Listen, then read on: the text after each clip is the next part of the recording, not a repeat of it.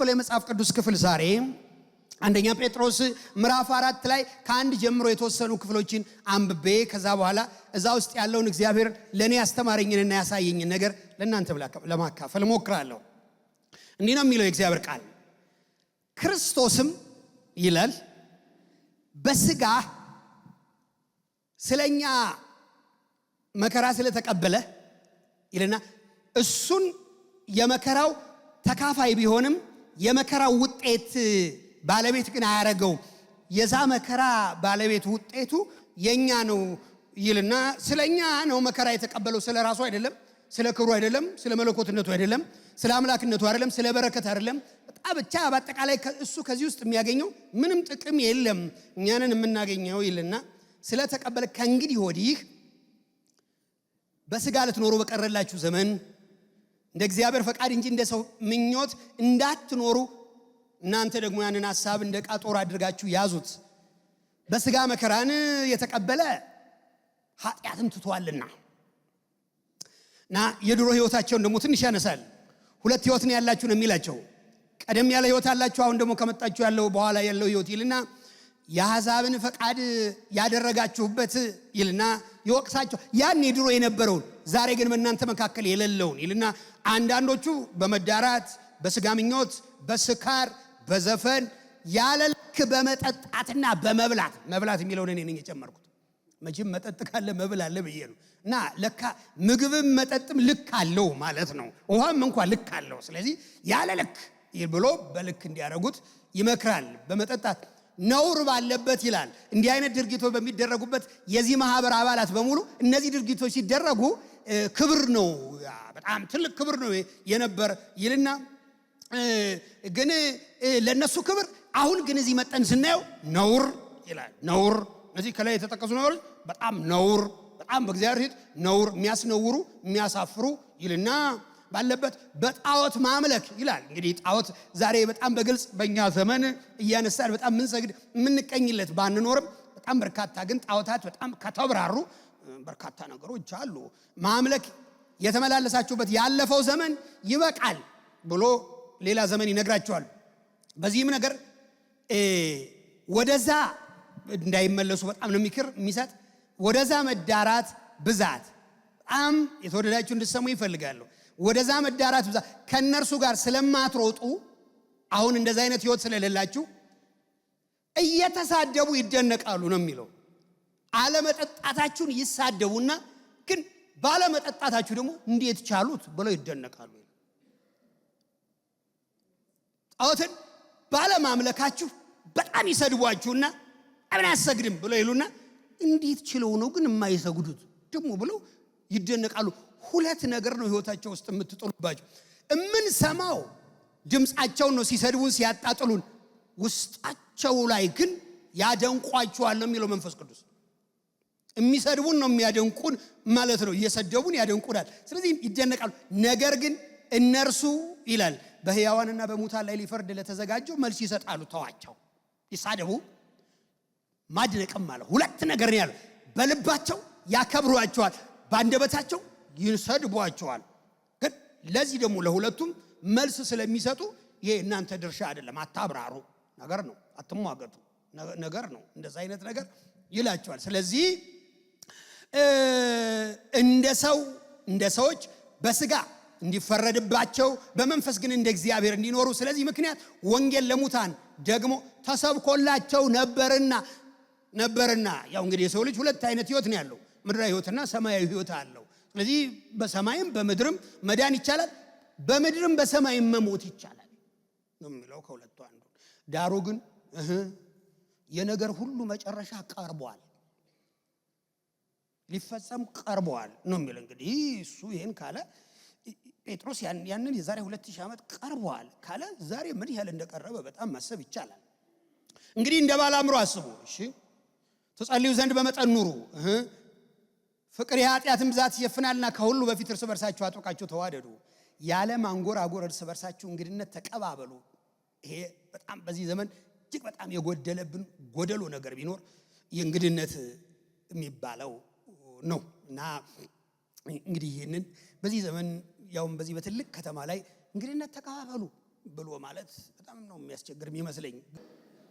እንደዛ ነው። በዛ ውስጥ ነው በረከት ያለው። ምክንያቱም እግዚአብሔር ቃል ሲናገር መላእክት እንኳን መጣው አድረው ያውቃሉ ይላል። አንዳንድ ቤት ውስጥ ግን ሰዎች ናቸው የምናውቃቸው። አበበ ከበደ ምናምን ጣይቱ ወይም በለጡ ወይም ጫልቱ ነው የምትሆነው ስንጠራ በስም። ግን መላእክት ሊሆኑ እንደሚችሉ መጽሐፍ ይናገራል። የምናውቀው ሰማይ ሄደን ነው ስንት መላእክኛ ቤት እንዳደረው። ግን አሁን በጣም ከባድ ነው። ራሱ ምንጣፉ ጫማው ምኑ ማሳቀቁ ሰው ቤት አትሄዱ ይላቸዋል። በጣም ነው የሚከለክለው ራሱ። በተለይ የእናንተ ሀገር ከባድ ነው። የኛ ሀገር ይሻላል። እኔ ገጠሩ ማለት ነው። እና ተቀባበሉ ብሏል። ይሄ ቀርቷል። ይሄ ቀርቷል። እንግዲህ መቀባበል ብትሄዱም ያስደነግጥ። በሰላም ነው ይላሉ ገና ስትገቡ ራሱ አገልጋዮች ነው። ይሁን እንዴት ይደረግ እንግዲህ። ጌታ በእርግጥ በቃሉ አስቀምጦታል። እንግዲህነት ተቀባበሉ ይላል። እንግዲህ እሺ ልዩ ልዩ ይልና የእግዚአብሔርን ጸጋ ደጋግ መጋቢዎች እንደመሆናችሁ እያንዳንዳችሁ የጸጋ ስጦታ እንደተቀበላችሁ መጠን በዚያው ጸጋ እርስ በርሳችሁ አገልግሉ ይልና ለምንድን ነው ይሄን ሁሉ የምናደርግ ላይ የምትነግረንን በሙሉ ብለን ብንጠይቀው እንዲህ ይላል። የምወዳችሁ የተወደዳችሁ ቅዱሳን፣ ማንም ሰው የሚናገር ቢሆን ማለት አስተማሪ ቢሆን ምናምን ምክር ሰጪም ምናምን የሚያጽናና ማንም ቢሆን እንደ እግዚአብሔር ቃል ይናገር። ሲናገር እንደ እግዚአብሔር ቃል፣ ይሄ እንደ ፖለቲካ ቃል አይደለም፣ እንደ ሰፈር ቃል፣ እንደ መንደር ቃል አይደለም፣ ምናምን ቃል እንደ እግዚአብሔር ቃል ይናገር ይልና የሚያገለግል ቢሆን አገልግሎቱም ካለው እግዚአብሔር በሚሰጠኝ ኃይል ነው ብሎ ያገልግል። ክብርና ስልጣን እስከ ዘላለም ድረስ ለእርሱ በሚሆነው በኢየሱስ ክርስቶስ እግዚአብሔር በነገር ሁሉ ይከብር ዘንድ ነው የሚለው። ስለዚህ የኔም ንግግር ዛሬ የምናገረው ርዕስ ይዣለሁ። ይሄንን ጥቅስ ይሄንን ክፍል እንደው ይመጥንልኛል ብዬ ያሰብኩትን እኔ በተረዳሁት ልክ ለማስቀመጥ ሞክሬያለሁ። ርዕሱ በጣም ከጣማችሁ ያዙት፣ ጥቅሱን ተውት። ርዕሱ ካልጣማችሁ ቢያንስ ጥቅሱን ያዙልኝ በፈጠራችሁ። ለእግዚአብሔር መኖር የሚል እንዴት እንደሚኖሩ ነው። ሁለት ኑሮ ነው የነበራችሁ ይላችኋል። ክርስቶስን ከማወቃችሁ በፊት የነበራችሁ ኑሮ ይሄን ይመስል ነበር ይልና ክርስቶስን ካወቃችሁ በኋላ ደግሞ መኖር የሚገባችሁ ልንገራችሁ ይላችኋል። ስለ መኖር ሲናገር መኖር ማለት ምን ማለት ነው? እንዲያውም ሲነግራቸው በጣም ነው የሚገርመኝ። እዚህ ክፍል ላይ በጣም ልቤን የሚነካው ልንገራችሁ። በቀረላችሁ ዘመን፣ አሁን በቀረላችሁ ዘመን የትላንቱ አልፏል። ትላንት ሂዷል።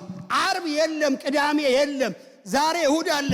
እሁድም በጣም ጠዋቱን አጋምሰነው 5 ሰዓት አድርሰነዋል።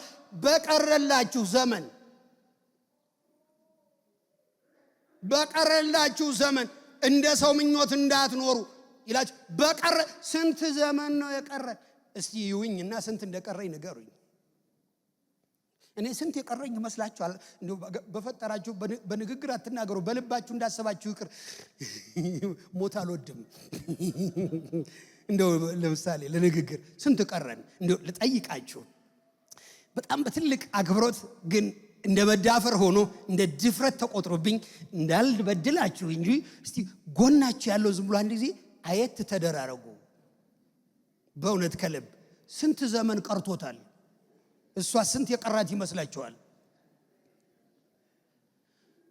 የቀረን ዘመን ስንት ነው? በቀረላችሁ ዘመን የትላንቱ አልፏል። ትላንት በቃ ባክኗል። የተሰራበት ተሰርቷል። እንደ እግዚአብሔር ሐሳብ የሆነው ሆኗል። ያልሆነው በቀረላችሁ ዘመን የትላንቱን አይፈልግም እግዚአብሔር፣ የዛሬውን አይፈልግም። ከዚህ በኋላ በሚቀረው ዘመን ስንት ቀረን? አብዛኞቻችሁ እኔን ጨምሮ እንደማያችሁ በርከት ያላችሁ ሰዎች ከኖራችሁበት ይልቅ የቀራችሁ ዘመን እንደሚያንስ ገብቶኛል። ልነግራችሁ እችላለሁ ከሌ እያልኩ አንዱ እኔ ነኝ። እኔ ቁመቴ ነው እንጂ አጭር እድሜ አጭር አይደለም። እና አንዳንድ ሰዎች እድሜንም ስናገር ደንገጥ ይላሉ። እኔ እኮ አሁን ራሱ 60 ልቆናጠጥ ትንሽ ቀርቶኛል። ስለዚህ መቼም 60 ልኖር አልችልም ከዚህ በኋላ፣ ወይም በእርግጥ አልሞላውም እዛ ውስጥ። ግን ዝም ብሎ ደስ ይለኛል። 60 የሚባል ቁጥር ደስ ድፍን ቁጥር ነው ደስ የሚለኝ። 40 ቤትም እያሉ 50 ነው የምለው። 50 ቤት እያሉ 60 ስል ነው ደስ የሚለኝ። እኔ ወደ ኋላ ስጎትተው አይመቸኝም። ከልጅነቴ ጀምሮ ልጅ ነህ የሚለው ቃል በጣም አይመቸኝም። ልጅ ነህና ደሃ ነህ የሚለው ብዙ አይመቸኝም። እና ስንት ነው የቀረን ብለን ካሰብን እኔ እናንተ የተወሰኑ ሰዎች የቀረን እድሜ ነው የሚያንሰው። እንደሚያንስ ደግሞ ይነግረናል። ለምሳሌ ወደዚህ መድረክ ስወጣ 15 ደቂቃ በፊት ወጥቻለሁ። 15ቱ ደቂቃ ከተሰጠኝ ከቀረኝ ዘመን ተቀንሶለታል። ቁጭ ብለን እንደ ሻማ የሚቀልጥ እንደ ሰው ያለ ፍጡር የለም። ይሄው እየቆጠረ ነው እላያችሁ ላይ እያንዳንዱ ደቂቃ እየቀነሰ ነው የሚናገረው። በቀረላችሁ ዘመን ስንት ቀረን? አሁን የሁላችንን ዝርዝር ጌታ ኢየሱስ ክርስቶስ ፊታችን እንደ ፓርላማ ስሞች ለጠፍ ቢያደርግ የቀረ እድሜያችን ላይ እየለጠፈ ቢያሳይን፣ በእርግጥ ብዙዎቻችን በቁም ነው የምንሞተው። ራሱ እድሜያችንን ማለት ሳንሞት ቀድመን ነው የምንሞተው። አንዳንድ ሰው ሞት አይወድም። ስንት ነው? መቼም ሁላችንም አንድ ቀን አንሄድም፣ በተራ ነው የምንሄድ። ተረኞች፣ ቅርብ ተሰላፊ ማን እንደሆነ ፈጣሪ ብቻ ነው የሚያውቅ። ግን አለ እዚህ ውስጥ በቅደም ተከተል የሚሄድ እኔ ይሆን እናንተ ትሆኑ አላውቅም። ግን የቀረች ጊዜ ግን አለች። አንዲትም ደቂቃ ትሁን፣ ሁለትም ደቂቃ ይሁን፣ 1 ሰዓት ይሁን፣ 2 ሰዓት ይሁን፣ 1 ቀን ይሁን፣ 4 ሰዓት ምናምን ቀን ይሁን፣ እንደዛ ነው። እኔ ብዙ ቦታ የምናገረው ግን ሁልጊዜም ደግሞ የማረሳው ነገር አለ እና ሰሞኑን አንድ ቦታ ላይ ነበርኩ። ልደት ተጠርቼ ልበላ ሄጄ ማለት ነው። እና ከዛ እድሜ የልጃቸው እድሜ ተለጥፈዋል። እድሜውን አልናገርም እና እድሜ ተለጥፈዋል። አየውና በቃ አየው፣ ልጅቷን አየው፣ እድሜዋን አየው። በቃ ዝግጅቱ ተጧጥፎ የምስጋና ቀን ነው። በኃይል ያደረግነው ጌታን በጣም ባርከናል። እዚህ ስላደረሰ ግን እኔ ውስጥ ደግሞ ሁለት ነገር ነበረ። 18 ዓመት ከመኖር እድሜዋ ላይ ተቀነሰ የሚል ነው ስሰማ ያልኩኝ። 18 ተኖሯል፣ 18ም ተቀንሷል። በኖርን ቁጥር ይቀንሳል እድሜያችን። ስለዚህ በሚቀንሰው እድሜያችሁ በቀረላችሁ ዘመናችሁ ነው የሚለው። በቀረው እድሜያችሁ በቀረው ዘመናችሁ ለእግዚአብሔር እንዴት ነው ኑሩ ይልና ምንድነው መኖር? የቀረው ዘመን ስንት ነው? ያንዳንዱ 50፣ አንዳንድ ልጆች ካለ 60፣ 70፣ 80 አላችሁ የምትቆዩ፣ 40 የምትቆዩ አላችሁ፣ 30 የምትቆዩ አላችሁ፣ 20 የሚቆያለ። ይቅርታ በጣም ከዛ በታች አልወረድ። የሰዎችን እድሜ በጣም እየቆረጥኩ ሌላ ችግር እንዳላመጣ። 10 ብል ትቀየማላችሁ እንዴ? እንደዚህ እየቀራችሁ አለ ብዬ ብናገር አትቀየሙ። እሺ ተቀየማችሁ ትቸዋለሁ። 5 አልልም፣ ግን ማን ያውቃል ቢኖርስ? 2ም 3ም አልልም። በቀረላችሁ ዘመን እግዚአብሔር በሰጣችሁ ዘመን አለች የተሰጠች ዘመን እግዚአብሔር የሰጣችሁ ዘመን ግን አንድ ቀን የምታበቃ ዘመን የሆነ የምትቆረጥ ዘመን አለች። ልክ እንደ ሬቫን ብጥስ ያረጋትና ያቆማታል። ግን ያቺ ዘመን ሳትመጣ እንዴት እንደምትኖሩ ልንገራችሁ ነው የሚላቸው ጴጥሮስ። እንዴት እንደምትኖሩ እንዴት እንደሚኖር ልንገራችሁ። መኖር የሚባለው ነገር ልንገራችሁ። እና መኖርን ይቅርታ መኖር ማለት ምን ማለት ነው? ብቻ ኑሮ የሚባለው ራሱ ምንድነው? በጣም ነው አንዳንድ ጊዜ ግራክበት ምንድነው መኖር ራሱ? እንደው የተለያዩ ሀገሮችን ለማየት እድል እግዚአብሔር ሰጥቶኝ አይቻለሁ። እንደው ኦልሞስት ሁሉንም ክፍለ አህጉራት አይቻለሁ። ብሎ አለፍ ያርኩ። ያው የእያንዳንዱ አህጉር ያኗኗር ዘይቤው ተመሳሳይ ነው። ስነ ልቦናው መኖር የሚባል ነገር እኔ መጀመሪያ ልኖር ስፈልግ እግዚአብሔርን የጠየቁት አርሰው እና ጌታ እግዚአብሔርን አንድ ጊዜ እንደው ባክንን ከሰሌን ብቻ ስጠኝ። ሰሌን የምታውቁ ስንት እንደሆናችሁ አላውቅም። ስጠኝ ብዬ ለምኜ የመጀመሪያው ቀን አንድ አስተማሪ ወንድም የ3 ብር ሰሌን 3 ብር ነበረ። መኝታ በጣም ባዶ አፈር ላይ ተኛ ስለነበርኩ አገልጋይ እኮ ነኝ። ሰብካለው እግዚአብሔር ያበለጽጋል ይባርካል ምናምን እያልኩላለሁ። ግን የኔ ቤት ግን ድቡሽት ነበረ። እምተኛው ዛ ነበረ የሆነችና መጣና ገዛልኝ። እግዚአብሔር አምላክን በእውነት ለመናገር 3 ሰዓት ያክል ተንበርክኬ አመሰገንኩ። እንደዚህች አይነት ሰሌን ለመተኛት እድል ስለሰጠኝ። ደግሞ ሰሌን የምታውቁ መቼም ፓስተር ያውቃል፣ ሌላው ባያውቅ እንግዲህ ሌሎች ትወጋለች እስክትለሰልስ ድረስ አላት እንዲህ የምትወጋ እና እሷን ሁሉ እኔ እንደ ጸሎት መቀስቀሻ ነው የምቆጥራት እንጂ እንደ ነውር አልቆጥራትም። ገልበጥ ሲል ሲወጋኝ እነቃለሁ፣ ጌታን አመሰግናለሁ። ከዛ በኋላ እግዚአብሔር አምላክ ሆይ ካልኩት በእውነት እኔ ፍራሽ ላይ ከተኛው እንዴት እንደማመሰግንህ እኔ ያውቃለሁ አልኩት። ስለ ኑሮ ትንሽ ላንሳ ብዬ እኮ ነው። የኔን ኑሮ ልነግራችሁ እኮ አይደለም። ልነግራችሁ ወደ እናንተ ማምጣት አይቀርም። ከዛ አንድ ወዳጄ በጣም መጣና ሲያይ መሬት ላይ እንደምተኛ አየ። ደግሞ በቃ አገልጋይ ነኝ ሰብካለሁ ያዙ ይልቀቁኝ ይላል በየመድረኩ ቤቴን ያላየ እና የኬሻ ፍራሽ ገዛልኝ። እቺስ እግዚአብሔር ሆይ ብዬ አንተን እንዳልበድል እዚህ ላይ ተኝቼ እንዳታዝን እንዳትቀየም አደራህ ጌታ ሆይ የድሮውን ችግርና መከራ ተመልከት። እሱ ላይ ተኛው። ትንሽ ቆይቶ ሲታሽ እሱም ራሱ በቃ ይሰበስባል የዱር አራዊቶችን። በጣም ችግር ነበር። አለፈ። እንዲህ እያለ ነው የመጣውና ኑሮ ማለት ምን ማለት ነው? መኖር ማለት በዚህ ዓለም ምንድነው? ግን የመኖር ትርጉሙ ራሱ ምንድነው? እንዲህ እያልን መጣን። መኖር መለኪያው ምንድነው? መኖር ማለት ምንድነው? መኖር ማለት 50 ዓመት 60 ዓመት 70 ዓመት 80 ዓመት መኖር ማለት ፓላስ በሚመስል ቤት መኖር ነው? መኖር ማለት ምርጥ መኪና መንዳት ነው? ልክ ነው፣ ጥሩ ነው፣ በጣም ነው የሚያስፈልገን፣ እንነዳለን በጣም። መኖር ማለት ምን በመሰለ ወሎ ሳሎኑ ላይ ምግብ አስቀምጣችሁት ብድግ አድርጋችሁ ብትበሉት እንከን የሌለው ሳሎን ያላቸው ሰዎች አሉ። ጥሩ ነው፣ በጣም ነው የምንፈልገው እኛም ሁላችንም ይገጥመን እድሉ። ግን እሱ ነው ኑሮ? ሰው ኖረ የሚባለው ምን አይነት አኗኗር ሲኖር ነው?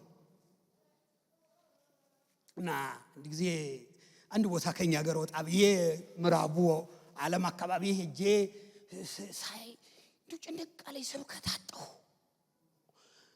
እቤት ስሄድ አንዳንዱ ቤት ጠረጴዛው ሁሉ ምግብ፣ እኛ ቤት በስንት መከራ የሚቀርበው ምግብ እዛ ቤት መጫወቻ ነው።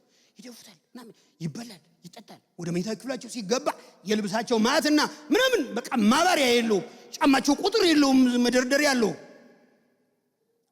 አንድ ቤት ገብቼ ያየሁትን የጫማ ልክ መደርደሪያ ያየውና ይገርማል ፓስተር፣ ያልተደረጉ ጫማዎች ባልና ሚስቱ ሲነግሩኝ በርካታ ናቸው። ደስ ሲለኝ እንገዛለን ይቀመጣል አሉ። እኔ ቤት ቁጥራቸው ይታወቃል። ጠቅላላ ስንት ዓመት እንደሆናቸው ሁሉ ይታወቃል። በእርግጥ እኔም ብዙ አለኝ። አሁን ምንድነው መኖር? እና አየሁና ጨነቀኝ። የምሰብከው አጣሁ። አገሬ ግደለኝ። በሽበሽ ነው ስብከትና ርሱ። የራበው ሞልቶ፣ የጠማው ሞልቶ፣ የተሰደደ ሞልቶ፣ የተቸገረ ሞልቶ፣ በዛ ሁሉ ርዕስ አዘጋጅተን ብንሰብክ አሜን የሚል በጣም የሚሰማ በርካታ አለ።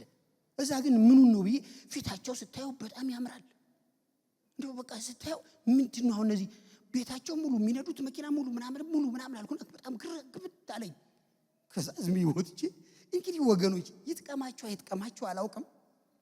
እንግዲህ ምን እንደምሰብካችሁ ግራ ገብቶኛል። ፊታቸው ራሱ አትስበከን ሙሉ ነው የሚመስል ለኔ። ግን የእግዚአብሔር ቃል ነውና ያው ተካፈል ነው። ስንካፈለው ግን በጣም ነው እግዚአብሔር ቃል የባረከን ሁላችንም። ለካ መልካችን ነው እንጂ ለካ ውጪው ነው እንጂ ለካ ውጪው አይደለም። ኑሮ መኖር ማለት ለካ ውጪው አይደለም። መኖር ማለት መኝታ ቤት ውስጥ ያለ ሀብት አይደለም። መኖር ማለት ባንክ ውስጥ ያለ ሀብት አይደለም። መኖር ማለት የምንለብሰው ጥብቆ ማለት አይደለም። መኖር ማለት የምንነዳው መኪና አይደለም። መኖር ማለት ወገኖች ሆይ መርጠን ብራንድ መልበስ፣ ብራንድ ወይም ኦርጋኒክ መብላት አይደለም። መኖር ማለት ምን ማለት ነው? ኑሩ የሚለው እዚህ ኑሩ ለእግዚአብሔር ምን እንደነው እስቲ ንገረን። እንዴት እንኑር? በቀረላችሁ ዘመን እንደ ሰው ፈቃድ እንዳትኖሩ፣ እንደ እግዚአብሔር ፈቃድ ኑሩ። እንዴት እንኑር? እናንተ የተወደዳችሁ የቀረለን ዘመን ስንት ዘመን ቀረን? ስንት ዘመን ቀራችሁ? ስንት ዘመን ቀረኝ? የቀረን ግን ዘመን አለ።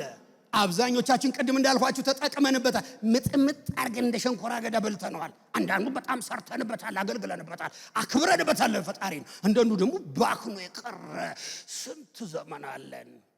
ለእግዚአብሔር መኖር ማለት ምን ማለት ነው? እስቲ ልጠይቃችሁ የምወዳችሁ የኑሮ መለኪያው በዚህ ዓለም ምንድን ነው? መለኪያው ራሱ ይኖረዋል ኑሮ የሚባለው ሰው እንዲህ የምወዳችሁ ምን ቢሆን ነው ኖርን የሚባለው?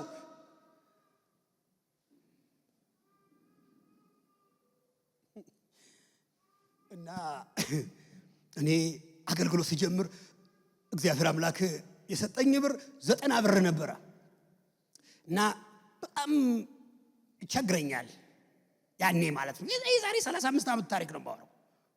ዛሬ እንዳይመስላችሁ። ስወጣ እንጸልይ ይላል እንዳትሉኝ።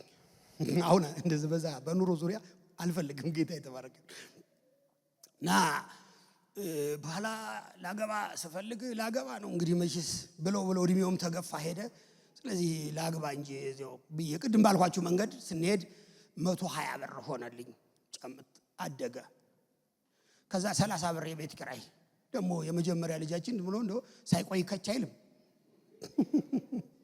መጣ። የሱ ደግሞ ወተት ያኔ በጣም ጥሩ ነው፣ 20 ብር ነው 1 ሊትር በወር። እንዲህ ያለ ደግሞ የምንረዳቸው ደግሞ ጎኔ ደግሞ አሉ የኔ ቤት ከኔ የባሱ ከድህነት ወለል የሚባለው ጋር የነበሩ መሪር ድሃ የሚባሉት በአሁኑ ንግግር እነሱ ጋር እንደዛ እንኖር ነበር። ያደገ ነገር ዓለሙ እየተለወጠ ሲመጣ እግዚአብሔር ሆይ ለኔ ይሄን ያህል ብር ሰጣኝ አልሁኝ። እኔ እንዲው ይሄ አልናገርምና 120 220 ምናምን ዋዛ 600 እና በቃ በየመድረኩ ያንን ነው የምናገር። ስማ አንተ ወንድም ከማንም ማንስም እንዳልመስልህ 600 ብር ነው ቀለቤ ደሞዚ ምልድ ሆንኩ ማለት እየቆየ እየናረ ነገር ዓለሙ መጣ። ታዲያ እዛም ስደርስ የለም የኑሮ መለኪያው ያሆኑ አላገኘውም። ስደርስበት ያልክ ይሄ ነው ልኩ ስል ስደርስበት የለም ሲሄድበት የለም። እንዴት ነው የሰው ልጅ ብዬ 20 30 40 50 ምናምን ከተገኘ በቂ ነው ብዬ ሳስብ የለም፣ ሲደረስበት የለም፣ ስንፈልገው የለም። እንዲሁ ጥሩ ቤት መኖር ሲኖርበት የለም። ኧረ እንዲያው ቆንጆ መኪናውስ እንዲሁ ግብት ብሎ ሲሄድ አሁን እነዚህ ምን ይላሉ ብዬ እላለሁ። የለም። ታዲያ የመኖር መለኪያው የሰው ልጅ ያ ልኩ የሚኖርበት ምን ሲኖረው ነው? ምንድነው መለኪያው? መለኪያችሁ ምንድነው? ወንድሞቼ፣ እህቶቼ፣ አባቶቼ፣ እናቶቼ፣ የተወደዳችሁ ታናናሾቼ፣ ወጣቶች መለኪያችሁ ምንድነው? የመኖር መለኪያችሁ ጥሩ መኪና ነው? በጣም ጥሩ ነው፣ ያስፈልጋል። ጥሩ ቤት ነው? በጣም ያስፈልጋል። ጥሩ ዕውቀት ነው? በጣም ነው የሚያስፈልገው። ግን እሱ መለኪያ አይደለም። የእግረ መንገድ ኑሮ ነው። ቆንጆ አግብቶ መኖር ነው። የወንድም የሴትም ቆንጆ ማለት ነው። እሱ ነው። እሱንም ስትደርሱት እሱ የመለኪያችሁ ልክ አይሆንም። እንግዲህ አስልኩል ልንገራችሁ ዛሬ የመኖር መለኪያው ልናገር እኮ ነው። መኖር ማለት በመጽሐፍ ቅዱስ አስተምሮ ምን ማለት ነው? ሰዎች ለምን እንደሚኖሩ ሲጠየቁ የሚመልሱት በጣም በርካታ መልስ አለ። እንደኔ አይነት መደዲ የሆነ ግንዛቤ ያለው ሰው እንደኔ አይነቱ መሳዮቹን እኔና መሰሎቼ እጅግ የተለያየ ለልጆቼ ነው የምኖር የሚል ታገኛለህ። ለምን ትኖራለህ ሲባል ለእናቴ ለአባቴ በቃ የሚለው አለ፣ ለባለቤቴ ለምኔ የሚለው አለ። እንዲህ የሚኖሩ አሉ። ግን የሚኖሩለት የሰው ልጅ በጣም እንሰሙኝ ይፈልጋሉ በትልቅ አክብሮት የሰው ልጅ እኖርለታለሁ ብሎ ላለው ለዛ ባሪያ ነው። ለልጅም ከኖረ የልጅ ባሪያ ነው። ለእናቱ ለአባቱ እንደሚኖር እያሰበ የሚኖርም ካለ እሱ የዚያ ባሪያ ነው። ለገንዘብ የሚኖር ካለ የገንዘብ ባሪያ ነው። የዚህ ዓለም ማቴሪያል ቁሳቁስ የዛ ከሆነ ባሪያ ነው። ግን ይሄን ሁሉ ጠቅለለን ቤታችን ቢኖርን የእግዚአብሔር ፈቃድ ነው። ግን እንድንኖርለት ግን አይፈልግም። እኔ እና እናንተ እየኖርንለት ያለው እርሱ ማን ነው? ማን ነው እየኖርንለት ያለው እርሱ? እየኖርሁለት ዛሬ የምኖርለት ዛሬ ለምሳሌ የምኖርለት ዛሬ ከዚህ በኋላ የምኖርለት እየኖርሁለት ያለ እርሱ ማን ነው? እሱ ወይስ ምንድነው? ማን ነው የሚለው ምናልባት ይሄ ፐርሰናል የሆነ ስብዕና ያለው አካል ሊሆን ይችላል። ምንድነው ካልኩ ደግሞ ቁሳቁስ ሊሆን ይችላል። የሰው ልጆች የሚኖሩለት አለ።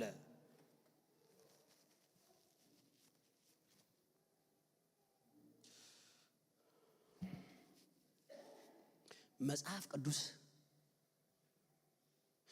መኖር የሚለውን በሁለት መንገድ ሁለት ሰዎችን ወይም በሁለት ጎራ ከፍሎ ይናገራል። ምን ይላል? ኖረ፣ ሞተ ይላል። ምንም ታሪክ ሳይሰጠው እንተና የሚባል መጀመሪያ ሲጠራ በትልቅ ስምና ዝና ይጠራዋል እግዚአብሔር።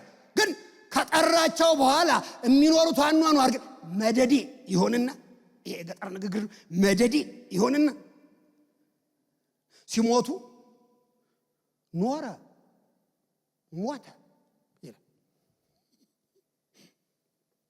ሁለት ሰው ደግሞ ሌሎች ደግሞ ሰዎች አሉ። ኖረ ተወሰደ ይልና የእግዚአብሔርን ፈቃድ ካገለገለ በኋላ አንቀላፋ የሚላቸው ደግሞ ሰዎች አሉ። ሁለት ናቸው ሰዎቹ። ስለዚህ መኖር ምንድነው?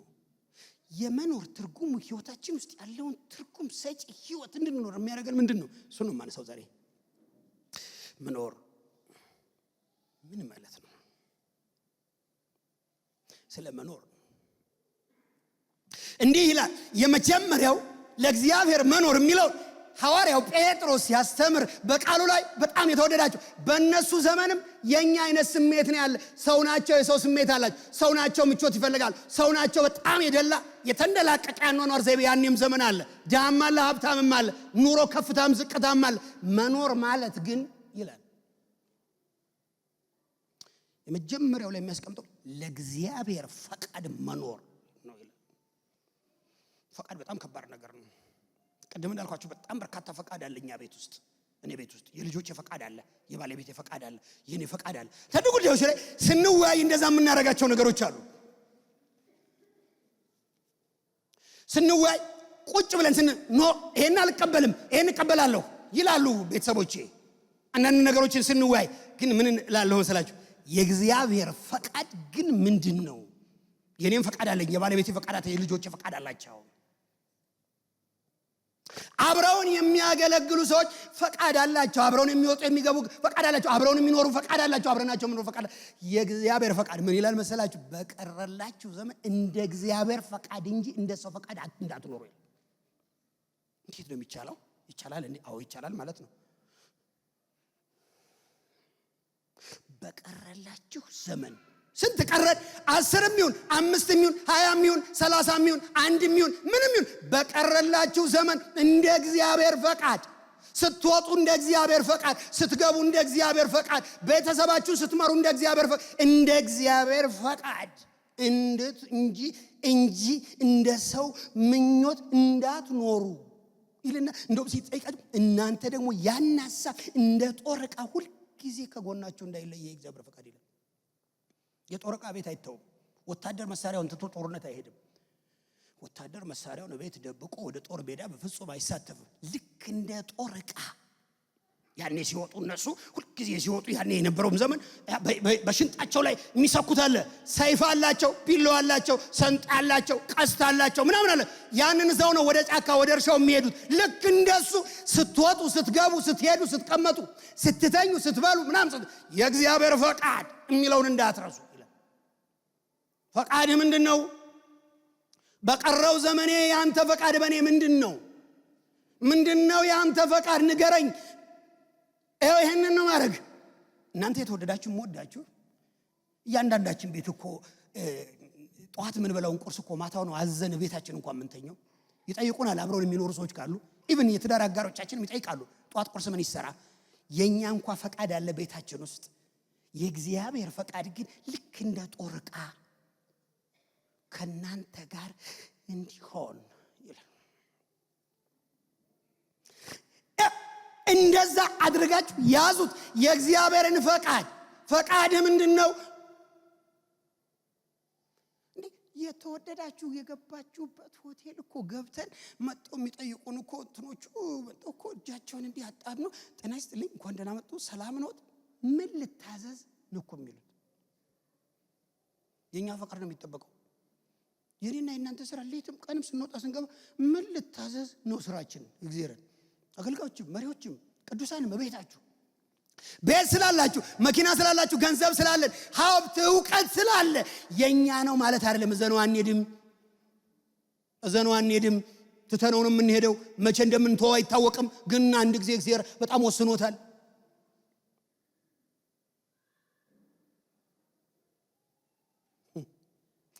እና አንድ ጊዜ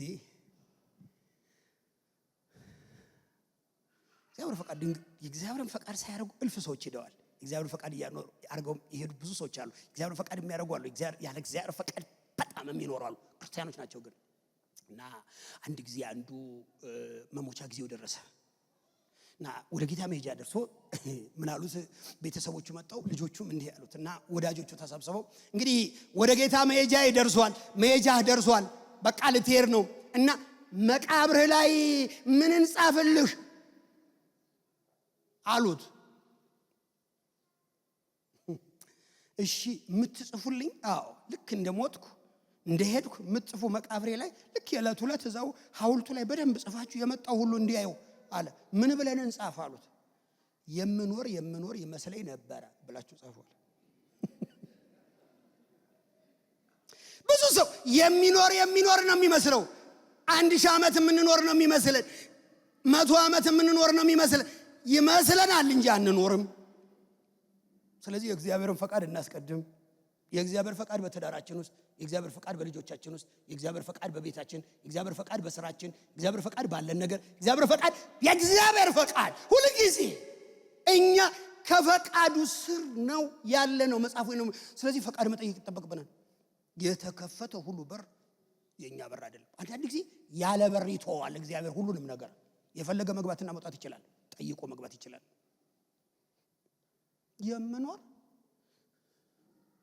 የምኖር ይመስለኝ ነበር እና ሰው ሁሉ ሲሄድ እያየና ልክ ሲሰናበቱ አስከሬናቸውን ሲሰናበቱ ወይ የምኖር ይመስል ለካ አልኖርም ብለው ሰዎች እንዲያስቡ ነው። ማትኖርበት ዘመን አለ። አሜን ነው።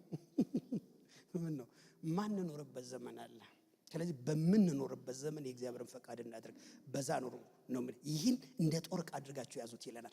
ሌላው ሁለተኛው በጣም ልንገራችሁ ካለን ጊዜ አንፃር በጣም ሁለተኛ ምን ይላችኋል? ለእግዚአብሔር መኖር ማለት እንደ እግዚአብሔር ፈቃድ መኖር። ሁለተኛው ደግሞ የሚለው በመጠን መኖር ይላል። ምን ማለት ነው? ቁጥር 7 ላይ በጣም ነው የሚገርመኝ። ዳሩ ግን የነገር ሁሉ መጨረሻ ቀርቧል ልንገራችሁ ይልና እግዚአብሔር ቃል እንግዲህ እንደ ባለ አእምሮ አስቡ፣ ትጸልዩ ዘንድ በመጠን ኑሩ። መጠን ይኑራችሁ። የዚህ ዓለም መጠን ግን ምንድነው? የኑሮ መጠኑ ምንድነው? እስቲ እናንተ የምወዳችሁ ቅዱሳን የሰው ልጆች የኑሮ መጠን አለው ወይ? የለውም። የዓለም መጠን የለውም። የሀብት መጠን የለውም። የክብር መጠን የለውም። የስልጣን መጠን የለውም። የእውቀት መጠን የለውም። ምን መጠነው? እኛ ነን። ተሰብስቦ አያልቅም። አንድ ጓደኛ አለኝ። መቼ ነው ወደ ቸርች መጥተህ እንደ ልብ የምታመልከው ስለው ለወየው ትንሽ ጊዜ ነው ትንሽ ሀብት ላገኝ ይላል። ስንት ገብታል? አሁን ሚሊዮነር ሆናል አይደል? አዎ ቢሊዮነር ሲሆን በጣም የተስተካከለ ህይወት ይኖረኛል። ሲገባበትም ቢሊዮነር እንኳን ባይገባም በጣም በርካታ ሚሊዮኖች ናላውን እያዞሩት ሁሉ ጊዜ ቆይ ማብቂያህ ምንድነው? ያ ልኩ የት ጋር ነው? መጠን በመጠን ኑሩ። ምን እንድትሆኑ? ትጸልዩ ዘንድ። መጠን ከሌለ ጸሎት የለም። መጠን ከሌለ ከፈጣሪ ጋር ማሳለፍ የለም። መጠን ጸሎት እኮ ማለት እኮ ወገኖች ሁሉ ጊዜ እንደው መመካከር ማለት እኮ ነው። ከፈጣሪ ጋር ቁጭ ብሎ መመካከር፣ ጊዜ መስጠት፣ ለፈጣሪ ለራሱ ጊዜ መስጠት። የብዙ ሰዎች ትዳር የሚበላሸው እኮ የተወደዳችሁ ሀብት ሲያገኙ ነው። በርካቶቹ ወይም ስልጣን ሲያገኙ ነው፣ ወይም በጣም ሲማሩ፣ ወይም በጣም ባለጸጋ ሲሆኑ፣ በጣም ከፍ ሲሉ ጊዜ እየነሱ ለቤተሰብም ለልጅም። እባካችሁ የተወደዳችሁ በመጠን እንኑር። በጣም ትልቅ አክብሮትና ይቅርታ ጋር የአገልጋዮችና በጣም ትልቅ አክብሮት ጠይቃለሁ። ሁሉም አይደሉም። በጣም እዚህ ላይ ታርሞ ይታሰብልኝ። የገጠር ሰው ስለሆንኩ እንደወረደ ስናገር እናንተ ከተሜ አርጋችሁ አስተካክላችሁ ነው መስማት። ይሄ ባለ ሀገር ንግግር ነው በሚል አይነት ማለት የባለ ስልጣን የባለ ሀብት ልጅና የአገልጋይ ልጆች በርካቶቹ ሚስ ይደረጋሉ። አገልጋዩ ጌታን ስላገለገለ ጌታ ቤቱን የሚጠብቅለት መስሎ ነው የሚሰማው። እንዲህ የሚባል ታምር የለም። ምን በወጣው ነው እኛን ቤት የሚጠብቅ የኔን ሚስት የሚጠብቅ? ከሰጠኝ መጠበቅ የኔ ድርሻ። ልጅ ከሰጠኝ እኔ ነኝ ልጆችን የምጠብቃቸው እንጂ እግዚአብሔር አይጠብቃቸው። እኔ ነኝ የአባትነት ጥበቃ የማደርገው። ባለሀብት ስንሆን ገንዘብ ሲገኝ ልጅ ይበላል ይጠጣል ብራንድ ጫማ ብራንድ ይለብሳል ግን ሌላ ብራንድ ደግሞ ይወስዳሉ because ጊዜ የላቸውም ከእናትና ከአባት ጊዜ ስጡ መጥኑ ነው እኔ አንዳንድ ቦታ ላይ እናገራለሁ እግዚአብሔር ከሰጠን ጊዜ ሁሉ ከፍለን ወይ መድበን ከሱ ጋር የምንመካከርበት የምንጸልይበት ጊዜ እንዲኖረን እግዚአብሔር ይፈልጋል መጥናን ሀብቱም ቀርቶ እና እንደምታውቁት ምዕራብ ዓለም የሚኖሩ ሰዎች ሁላችሁ እንደምታውቁት በሰዓት ነው ክፍያቸው ሁሉ ነገር ከሰዓት ጋር የተያያዘ ሰዓቱ ይሄ እኛ ጋር በስተት የገባ እንግሊዝኛ መሳይ ግን አማርኛ ሆኗል አሁን እንኳን ታይም ኢዝ ጎልድ የሚለው ገበሬው እኔ ዘመዶች ሁሉ እናቴም ተናገረው ነበር ግን ኤናቢ መኖሩን አታውቅም በህይወቷ ግን ታይም ኢዝ ጎልድ አሉ ትላለች እናቴ ምን ማለት ነው ብላችሁ ብትጠይቋት የኔን እናት ጊዜ ወርቅ ነው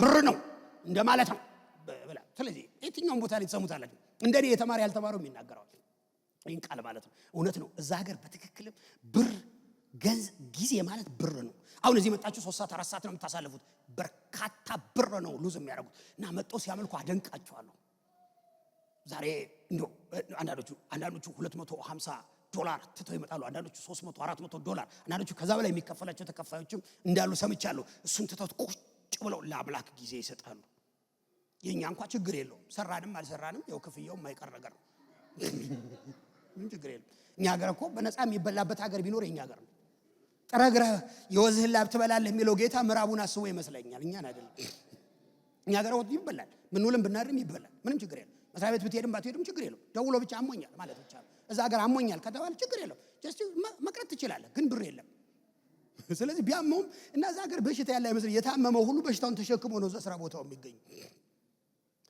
በመጠን እንኑር ለነፍሳቸው ጊዜ ይሰጣሉ አንዳንዶቹ ደግሞ በጣም ይቸግራቸዋል ዛሬ የተወደዳችሁ ጊዜ ለሱ መስጠት ከሱ ጋር መሆን ነው በመጠን መኖር ነው ወገኖች ሆይ ሀብታችሁን መጥኑ ኑሯችሁን መጥኑ የትምህርት ልካችሁን መጥኑ እኔ እንግዲህ መቼም ሀይም ደስ እንዳልሆነ የሚናገረው አንዳንዱ እኮ ዝም ብሎ በትምህርት አረንቋ ሲማስል ኖሮ ነቃ ሲል ጨርሼዋለሁ ሲል 60 ገብቷል ሳያገባ ከዛ ዞር ሲል ገበያ የለም ይሄ የማታ ገበያ የሚባላል የማታ ገበያ ታውቃላችሁ ተመርጦ ካለቀ በኋላ ዝም ብለ በርካሽ የምትገዛው ማለት ነው ይሄ ወርቃማ ጊዜዎች አሉ ተመጥነው የሚኖርባቸው በጣም ይቅርታ እንዲህ አይነት ህይወት ውስጥ ካላችሁ እዚህ ቸርች ስላይደለው ማውቀው ታሪክ ስለሌለ እንደልቤ ነው ማውራው ነኝ እንዳልኳችሁ ደግሞ ገጠሬ ነኝ እኔ ከተማውን የሚያስቀይምና የማያስቀይመው ብዙ አላውቀው እኛ ሀገር ግን እንደልብ ነው የምንናገረው እና በጊዜ ነው እንዴ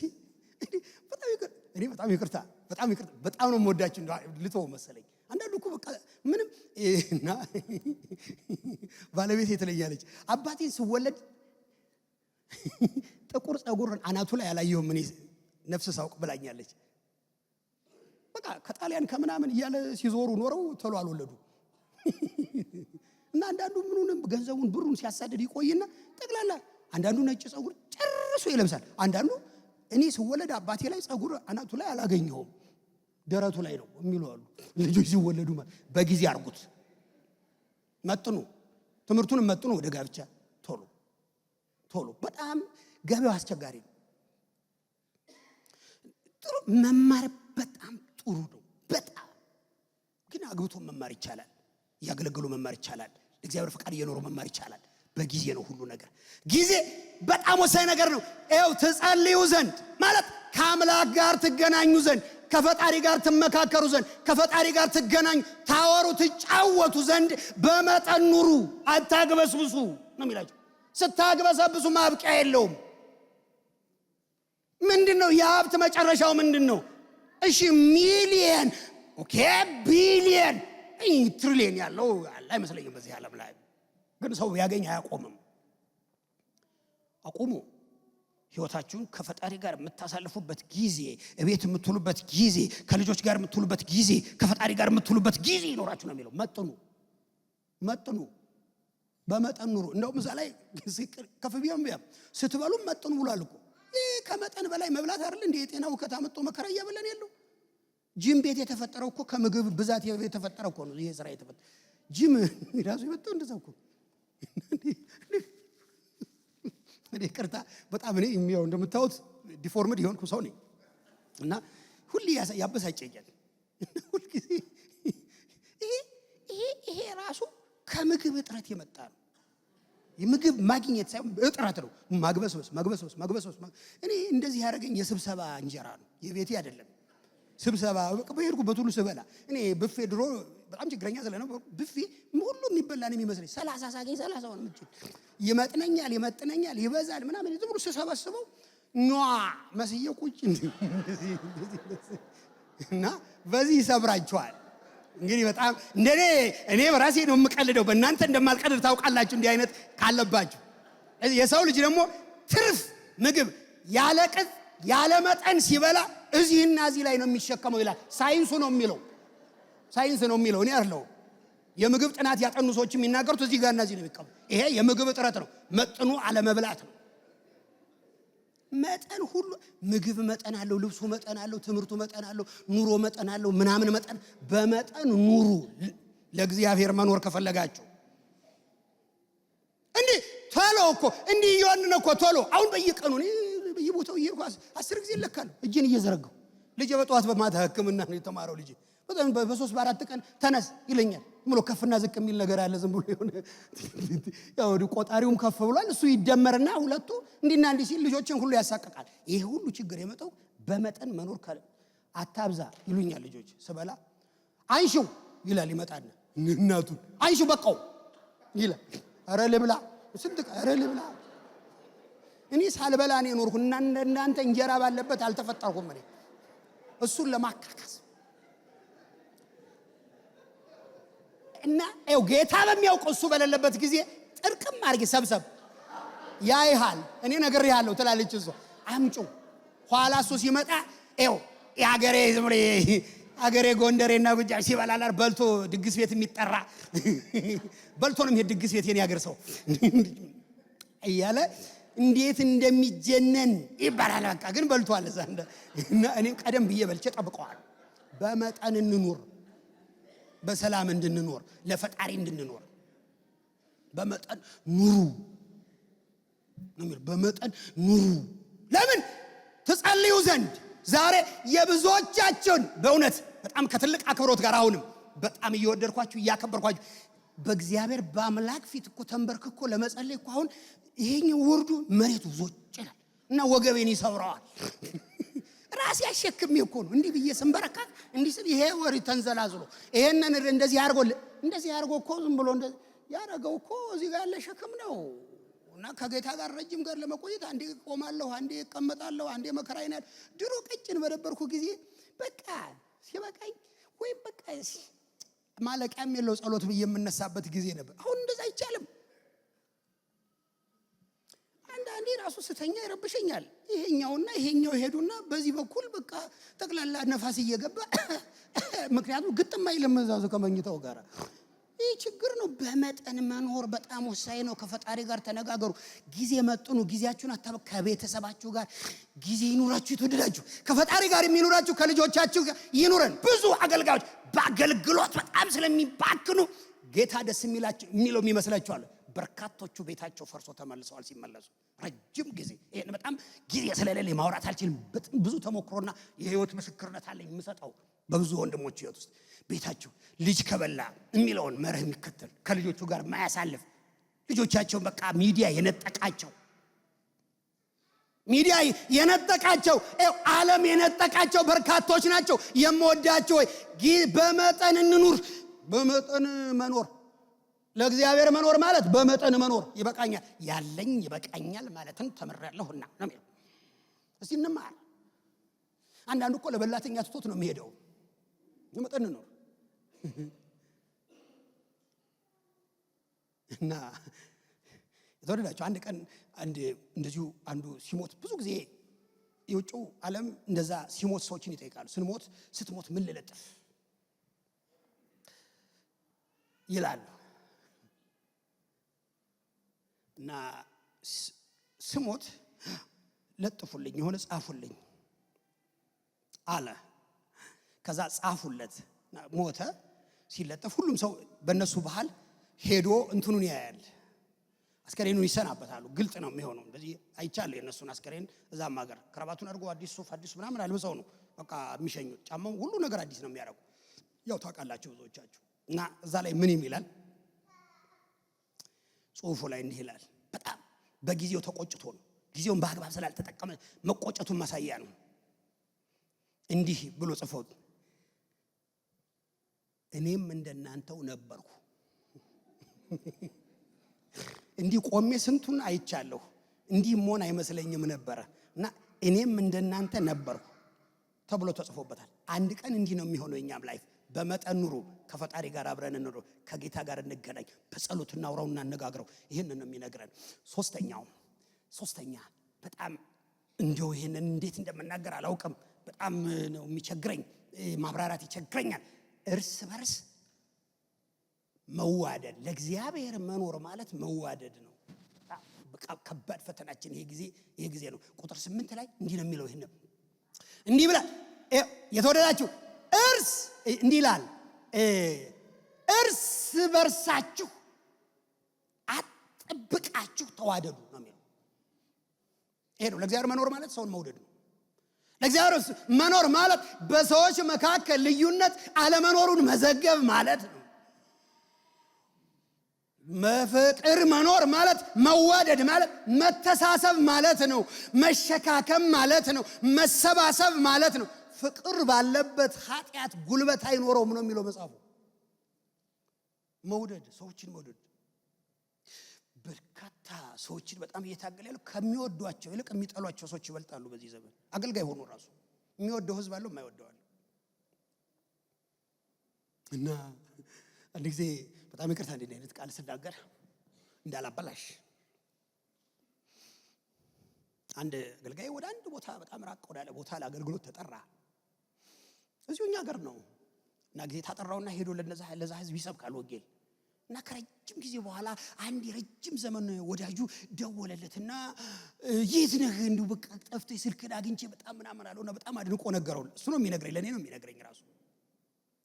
እዚህ ቦታ ነው ያለሁት፣ ወንጌል እየሰራው ነው። ያው ይሄን ያህል ዓመት ሆኖኛል። የእግዚአብሔር ስራ እየሰራው ነው። ቸርቾች እየተተከሉ ነው። ሰዎች እየዳኑ ነው አለው። የት ነው ያለኸው አለው። ቦታውን ነገረው። እዛ አካባቢ ያለው ህዝብ ያም አገልጋይ እኮ ነው። ምን አይነት ነው አለው። ማን ነው? በቃ ይገባቸዋል።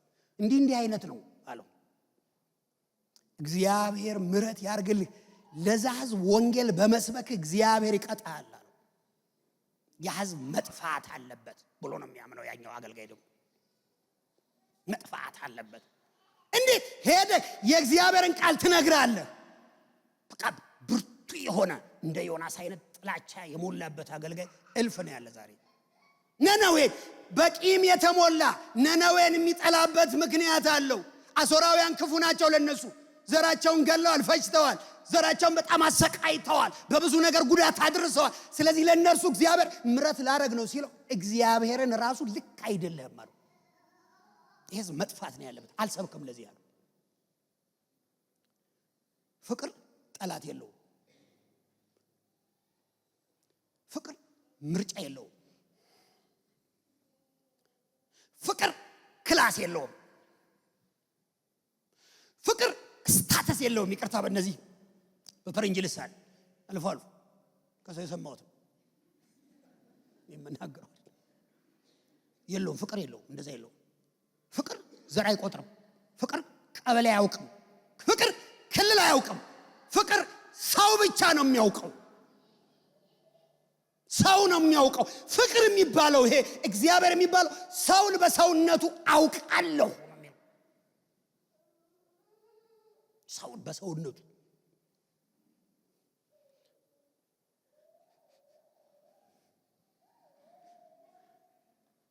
ፍቅር መልክ የለውም። ፍቅር ቁመና የለውም። ፍቅር ኢኮኖሚ አያውቅም። ፍቅር ስታተስ ደረጃ ምናምን ስልጣን አያውቅም። ፍቅር የሰው ልጆች ቁመና አይለይም። ፍቅር እንዲያው በዚህ በእኛ በመደዴ ሰፈር ላይ ወጣት እያለን እንናገረው የነበረው ልንገራችሁ። ፍቅር ውር ነው የሚባለው አይለይም ነው። ለወጣት የሚሆን አይደለም። ይሄ ይቃል ለወጣቱ አይደለም። ፍቅር ምንም አይለይም። ቆመና አይለይ፣ ከለር አይለይ፣ ሰፈር አይለይ፣ ቀበሌ አይለይ፣ ምናምን አይለይ፣ መንደር አይለይ፣ ዝም ብሎ መውደድ ነው። ይሄን ነው ህይወታችን ውስጥ እንዲጋባብን እንዲሰራንና በጣም እንድንቀረጽ የሚፈልገው እግዚአብሔር ይሄን ነው። እርስ በርሳችሁ ተዋደዱ መኖር ማለት እሱ ነው። ስለዚህ የተወደዳችሁ እግዚአብሔር መሆናችን መለየው እርስ በርሳችን ያለ መዋደድ ነው። ሰዎች በፍቅራችሁ ያውቋቸዋል በፍሬያችሁም ይለዩአቸዋል ብሎ ጌታችን እንሸካከም፣ እንጠያየቅ፣ እንተሳሰብ። ይህ ነው ለእግዚአብሔር መኖር። ፍቅርን ለመመገብ ነው የተጠራነው። ክርስቶስ መጥቶ ለዓለም እኮ ፍቅርን የመገበው፣ ፍቅርን አካፈለን እኮ። ፍቅሩ እኮ ነው ቤት ያስቀረን። ፍቅሩ እኮ ነው ትክክል አድርጎ በዛው ተክሎን የቀረው። ይሄ ነው እርስ በርስ እንዋደድ መኖር። እሱ ነው መኖር ከተባለ እሱ ነው። የመጨረሻ ንግግሬ ነው አሁን ይሄ። አራተኛ በተሰጣችሁ ጸጋ አገልግሉ ይላል። ያለ አገልግሎት ያለ ስራ የሚኖር አካል እንደሌላችሁ ሁሉ ይላል ሐዋርያው ጳውሎስ ቆሮንቶስ። የትኛውም አካል አገልግሎት ሳይሰጥ ከናንተ ጋር እንደሌለ ሁሉ እናንተም በእግዚአብሔር ቤት ውስጥ ስትኖሩ ያለ አገልግሎት መኖር ማለት እግዚአብሔርን ማገልገል ነው። እንዲህ ይላል ቁጥር 10 እና 11 ቅድም ማንበብየዋለሁ። እንዲህ ይላል እንደ እግዚአብሔር ጸጋ ደጋግ መጋቢዎች እንደመሆናችሁ እያንዳንዳችሁ የጸጋን ስጦታ እንደተቀበሉ እያንዳንዳችሁ ውስጥ ጸጋ አለ፣ እያንዳንዳችሁ ስጦታ አለ፣ እያንዳንዳችን ውስጥ ስጦታ አለ። እግዚአብሔር የሰጠናል። ሰው ይላል እግዚአብሔርን ቃል በጣም የሚያውቁትም ደግሞ በግልጽም ለማናውቅም እንኳን በእነዋን እንደው በግርድፉ ስናየው ማንም ሰው ክርስቶስ ኢየሱስን ሲቀበል ቢያንስ አንድ የጸጋ ስጦታ ይቀበላል። አብሮ ነው የሚቀበለው። ጸጋ ስጦታና ድነት እኩል ነው የሚከናወኑት ይባላል። እኩል ነው የሚከናወኑት። ስለዚህ እነሱ ሲያስጡ እያንዳንዳችሁ ጸጋ ስጦታ እንደተቀበላችሁ በዚያው ጸጋ እርስ በርሳችሁ አገልግሉ፣ ያለ መከፋፈል አገልግሉ፣ ያለ ልዩነት አገልግሉ፣ ያለ ቀለም ያለ ከለር አገልግሉ፣ ያለ ቀበሌ አገልግሉ። አገልግሉ፣ ያለ አገልግሎት አትቀመጡ።